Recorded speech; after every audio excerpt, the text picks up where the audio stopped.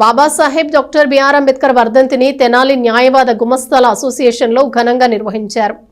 భారతదేశానికి అత్యుత్తమ రాజ్యాంగాన్ని ప్రసాదించిన డాక్టర్ బిఆర్ అంబేద్కర్ స్ఫూర్తిని కొనసాగించాలని తెనాలి న్యాయవాద గుమస్తాల సంక్షేమ సంఘం నాయకులన్నారు. డాక్టర్ బిఆర్ అంబేద్కర్ వర్ధంతిని అసోసియేషన్లో శనివారం నిర్వహించారు.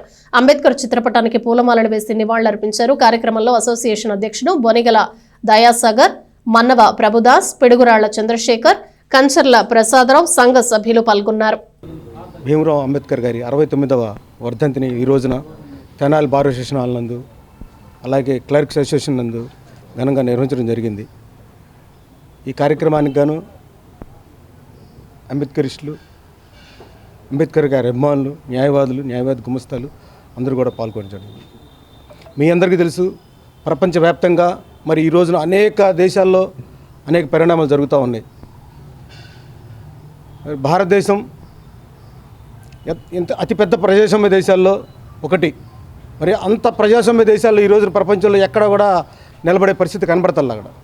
కానీ భారతదేశం మరి స్వాతంత్రం వచ్చినాటి నుంచి ఈ రోజు వరకు కూడా భారతదేశం ఒకటిగానే ఉంది. ఎందుకంటే అది మన రాజ్యాంగ ఫలం.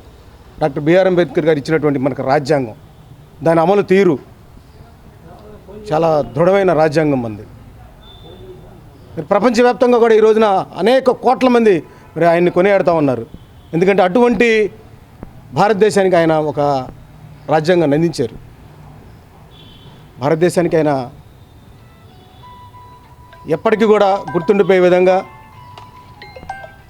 తరతరాలు కూడా మరి స్మరించుకునే విధంగా ఆయన్ని